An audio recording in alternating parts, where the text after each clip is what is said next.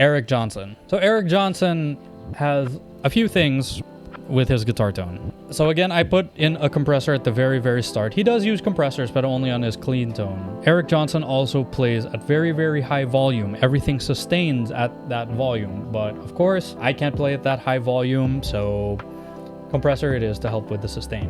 And also to chop off the attack of certain notes. His tone has three main elements, and one of them is kind of a semi-broken up Marshall. Even though the drive is all the way on 10, it doesn't sound like a Marshall. A JTM 45 is actually a rather clean amp, and it doesn't even break up until you dig in.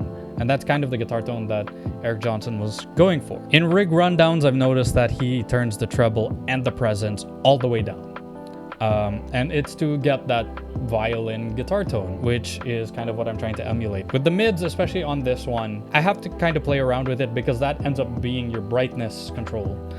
Just some generic Marshall cabinet. And of course, you need to have your tape delay. He uses Echoplexes. He's used memory mans.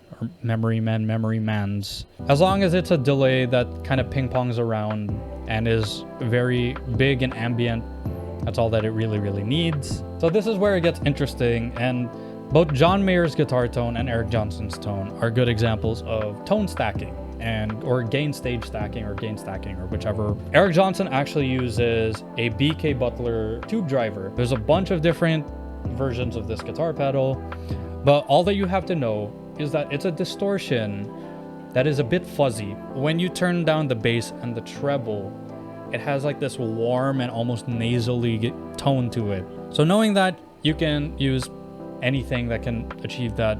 You can even use a fuzz pedal. I've seen videos of Eric Johnson using fuzz pedals for this guitar tone. We are using that and going into our already slightly broken amp. And what ends up happening is you have this parang choked out gain tone, which is, it's very, very close to a fuzz with the treble turned down, honestly. But that being said, you're not gonna sound like Eric Johnson unless you play Eric Johnson-y things. I haven't learned much Eric Johnson in a long, long time. I just remember a little bit of Cliffs of Dover, so I don't remember the intro or certain parts of it, but I did my best to give you the essence of Eric Johnson. So enjoy.